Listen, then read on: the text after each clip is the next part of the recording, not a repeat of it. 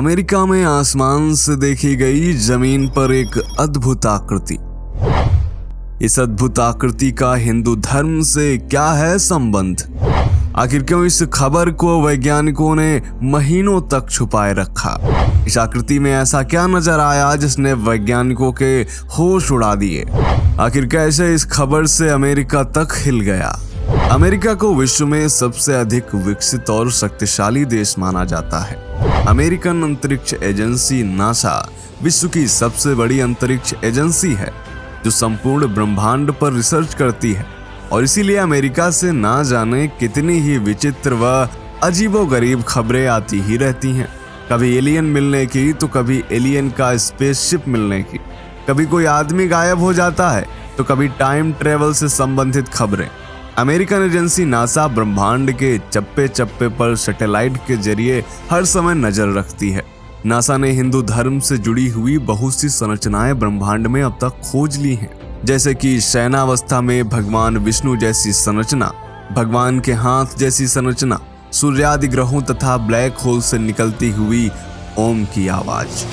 दोस्तों, अमेरिका के वैज्ञानिक वेदों में गहरी आस्था रखते हैं। अल्बर्ट आइंस्टीन ने भी कहा था, जहां भौतिक विज्ञान समाप्त हो जाता है वहां से अध्यात्म का विज्ञान शुरू होता है। लेकिन विडंबना यह है कि एक तरफ विदेशी लोग हिंदू अध्यात्म को विज्ञान मानकर सम्मान दे रहे हैं, वहीं भारत में कुछ पढ़े लिखे लोग हिंदू धर्म को पाखंड बता रहे हैं। लेकिन सत्य तो सत्य है जिसे कोई भी छिपा नहीं सकता। खैर, आज हम बात करने वाले हैं एक ऐसी अमेरिकन खबर की जिसने पूरी दुनिया के होश उड़ा दिए थे। हम बात करने वाले हैं एक ऐसी संरचना की जो अमेरिका में आसमान से देखी गई, और आखिर कौन सा है वह गहरा संबंध जो इसको हिंदू धर्म से जोड़ता है। तो मित्रों, कहीं मत जाइए और बने रहिए हमारे साथ वीडियो के अंत तक, और कमेंट में जय श्री हरि लिखना ना भूलें। स्वागत है एक बार फिर से आप सभी का द साइंटिफिक हिंदू पर। चैनल पर नए हैं तो चैनल को सब्सक्राइब करना मत भूलिएगा। ये बात है 10 अगस्त 1990 की, जब अमेरिका में एक आश्चर्यचकित और हैरान कर देने वाली घटना घटी। दरअसल हुआ यह कि इडाहो एयर नेशनल गार्ड के पायलट बिल मिलर प्रशिक्षण के लिए अपनी नियमित उड़ान भर रहे थे। जब वह करीब 9000 फीट ऊपर आसमान में पहुंचे, तभी अचानक उनकी नजर ओरेगोन नामक जगह की सूखी झील पर पड़ी, और उन्होंने वहां एक विचित्र सी दिखने वाली आकृति देखी। ये आकृति लगभग आधा मील लंबी और इतनी ही चौड़ी वर्गाकार आकृति लिए हुई थी।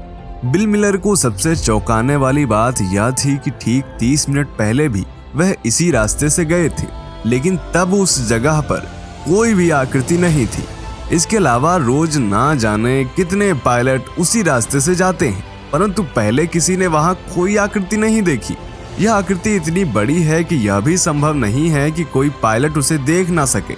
बिल मिलर उस समय सेना में लेफ्टिनेंट के पद पर भी कार्यरत थे, इसलिए उन्होंने तुरंत एक रिपोर्ट बनाई और अपने उच्च अधिकारियों के पास भेजा। बिल मिलर ने अपनी रिपोर्ट में लिखा कि ओरेगोन इलाके की सिटी ऑफ बर्न से लगभग 70 मील की दूरी पर एक झील है, जिसकी चट्टानों पर हैरान कर देने वाली एक अद्भुत रहस्यमयी आकृति बनी हुई है। यह आकृति बहुत बड़ी है, देखने से ऐसा लगता है जैसे यह कोई मशीन हो। बिल मिलर की इस रिपोर्ट के बाद तुरंत उस इलाके में खोजबीन शुरू हो गई, लेकिन इस खबर को आम जनता से 30 दिनों तक छुपाए रखा गया। तत्कालीन समय में वहां की सरकार और वैज्ञानिकों ने यह बात कही कि इस खबर को इसलिए छुपाया गया ताकि वहां पर लोगों की भीड़ न जमा हो और उन्हें खोजबीन करने में किसी भी तरह की परेशानी न हो। लेकिन दोस्तों, वहां की जनता यह नहीं मानती। वहां की जनता का कहना है कि वहां जो यह रहस्यमयी चीज थी, सरकार नहीं चाहती थी कि लोग इसके विषय में जान पाए। 30 दिनों तक कई पुरातत्वविद, भूगर्भ शास्त्री, वैज्ञानिक, प्रोफेसर आदि लगे रहे, परंतु इस आकृति के विषय में कुछ भी समझ नहीं सके। श्रीयंत्र जैसी दिखने वाली यह संरचना करीब 3 इंच गहरी थी। आखिरकार 12 सितंबर 1990 को यह खबर और नहीं रुक पाई और प्रेस के जरिए यह खबर आम लोगों तक पहुंच गई। और जैसे ही लोगों को यह खबर पता चली, दूर दूर से आकर लोगों की भीड़ जमा होने लगी। जब लोगों ने उस आकृति को देखा तो उनमें से कई लोगों ने इस आकृति को पहचान लिया और कहा कि यह तो श्रीयंत्र की आकृति है। लेकिन हैरानी इस बात की थी कि आखिर इतनी बड़ी श्रीयंत्र की आकृति इस जगह कैसे आई, क्यों आई और कब आई। इन सवालों का जवाब किसी के पास नहीं था। दोस्तों वैसे तो आप सब जानते ही होंगे, पर फिर भी यहाँ बताते चलें कि श्रीयंत्र लक्ष्मी जी का विशिष्ट यंत्र है, जिसे लक्ष्मी जी के पूजन में आवश्यक रूप से प्रयोग किया जाता है। ज्यादातर व्यापारी इसे दुकान या ऑफिस में भी स्थापित करते हैं। श्रीयंत्र के बारे में जैसे ही चर्चाएं बढ़ने लगी तो कुछ समाचार वालों ने इंजीनियर्स और वास्तुविदों तक को बुला लिया, लेकिन इतनी बड़ी श्रीयंत्र की आकृति देखकर सभी हैरान थे। इंजीनियर्स का कहना था कि जिस तरह की यह डिजाइन है उसे इस तरह की सूखी झील में आधे मील के वर्गाकार एरिया में बनाने में कई महीने लग जाएंगे और इसको बनाने में अकूत संपत्ति खर्च होगी। इसीलिए यह काम मनुष्यों का तो हो ही नहीं सकता। यह आकृति यहाँ कैसे आई, इसके बारे में भी कुछ समझ नहीं आ रहा है। जब कोई भी वैज्ञानिक, पुरातत्वविद, प्रोफेसर आदि से समझ नहीं पाए तो इसके बाद यूएफओ रिसर्चर्स को बुलाया गया। 15 सितंबर 1990 को 2 यूएफओ वैज्ञानिकों ने अपनी रिसर्च शुरू की और उन्होंने अपनी रिपोर्ट तैयार की, जिसमें उन्होंने बताया कि उस जगह पर ना तो किसी मशीन के निशान थे, ना ही किसी गाड़ी के टायर के, और ना ही कोई ऐसा सबूत मिला जिससे यह पता चले कि यह आकृति इंसानों ने बनाई है। उन विद्वानों ने यह बात कही कि यह आकृति एलियन से संबंधित हो सकती है। यूएफओ और एलियन से संबंधित इस घटना को वर्ष 1991 में न्यूज़पेपर में प्रकाशित किया गया, जिसका टाइटल था a symbol on the Oregon dessert.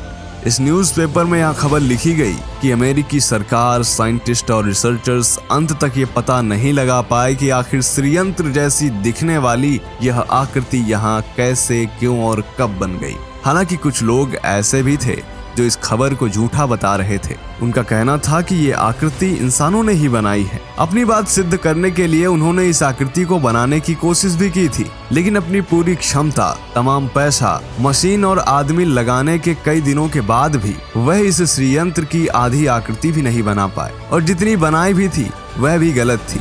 थक-हार कर उन्हें भी मानना पड़ा कि यह आकृति इंसानों ने नहीं बनाई, बल्कि यह आकृति किसी यूएफओ द्वारा बनी है। मित्रों, अमेरिकी वैज्ञानिक इस बात से भी हैरान हैं कि एलियंस द्वारा बनी ये श्रीयंत्र की आकृति हिंदू धर्म ग्रंथों में पहले से ही कैसे मौजूद है। क्या हिंदू धर्म का एलियंस से कोई प्राचीन संबंध है? इतना ही नहीं, टोनोस्कोप के जरिए जब ओम शब्द बोला जाता है तो उस ध्वनि से बनने वाली आकृति भी श्रीयंत्र जैसी होती है, और इसीलिए अमेरिकी वैज्ञानिक हिंदू धर्म ग्रंथों में गहरी आस्था रखते हैं। उनकी ज्यादातर रिसर्चेस वेदों के आधार पर होती है।